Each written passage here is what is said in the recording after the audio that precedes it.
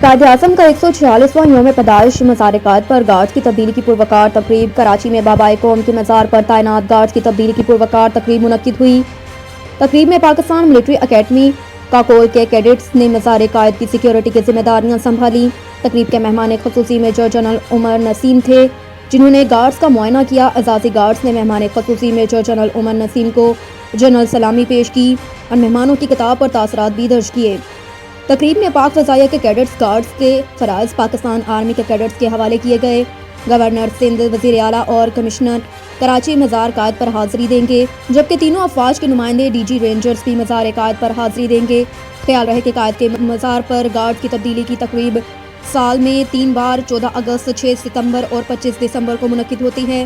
تقریب میں navy, air force اور پی ایم اے کاکول کے کیڈٹس بالترتیب ذمہ داریاں سنبھالتے ہیں۔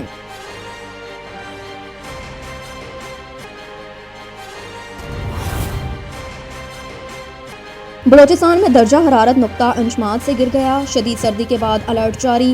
محکمہ موسمیات کے مطابق کوئٹہ میں آج کم سے کم درجہ حرارت -5 ڈگری سینٹی گریڈ، کلات میں -7، زیارت میں -5، مستونگ میں -3، پشین میں -4، پنجگور میں 3 اور سگبی میں 4 ڈگری سینٹی گریڈ درجہ حرارت ریکارڈ کیا گیا۔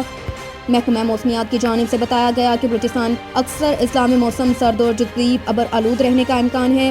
مغربی سسٹم آج شمالی بلوچستان میں داخل ہوگا، جس کے باعث بلوچستان کے علاقے کوئٹہ، چمن، زیارت، صوب اور گرد و نواح میں ہلکی بارش اور برف باری ہو سکتی ہے۔ محکمہ موسمیات اور پی ڈی ایم نے شمالی بلوچستان کے لیے موسم پر الرٹ جاری کر دیا۔ چمن، زیارت، قلعہ عبداللہ، پشین، قلعہ سیف اللہ میں برف باری پر الرٹ بھی جاری کیا گیا۔ محکمہ موسمیات کے مطابق کوئٹہ، قلعہ سیف اللہ، صوب، کسوک، ٹاپ، کان، مہتدئی، زیارت، لک پاس پر ہائی وے برفیلے موسم سے شدید متاثر ہونے کے امکانات، جس کے پیش نظر ڈپٹی کمشنرز کو ہائی ویز اور لنک روڈز پر محدود آمد رفت کے لیے اقدامات کی ہدایت بھی دی گئی۔ تو دوسری جانب محکمہ موسمیات کے مطابق مغربی سسٹم کے داخل ہونے سے ملک بھر میں آج سے سردی کی نئی لہر متوقع ہے، جس کے بعد سردی کی شدت میں مزید بڑھنے کا امکان ہے۔ مزید رواں سال کے اختتام اور نئے سال کے آغاز پر ریکارڈ سردی پڑنے کا امکان ظاہر کیا گیا۔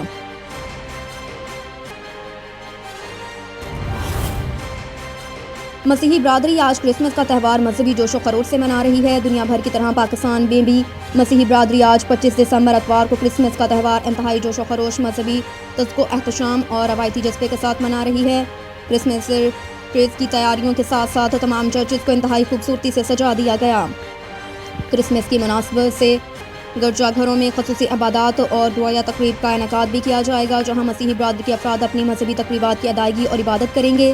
اس موقع پر ملک کی ترقی، قیام امن اور سلامتی، خوشحالی کی خصوصی دعائیں بھی مانگی جائیں گی۔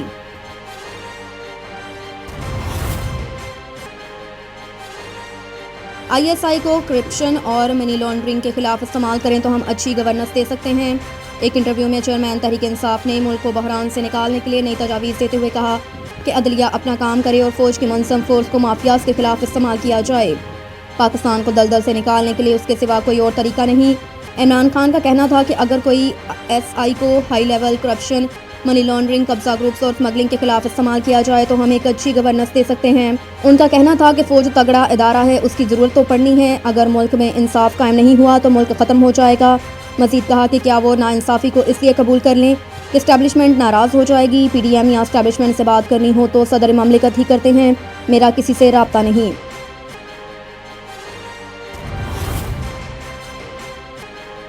اور ادھر کراچی میں ڈاکو نے معروف اداکارہ کے بھائی کو ڈکیتی کے دوران قتل کر دیا۔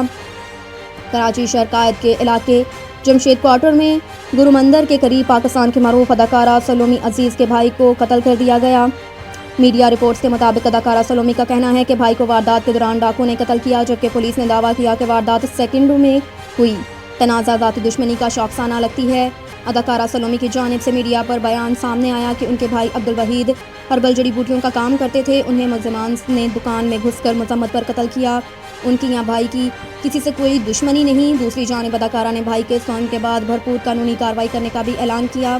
واقعے کا مقدمہ الشفیع دواخانہ کے مالک اور مقتول عبدالوحید کے بھائی توحید عزیز ہاشمی نے نامعلوم ملزمان کے خلاف جمشید کوارٹر تھانے میں درج کروا دیا۔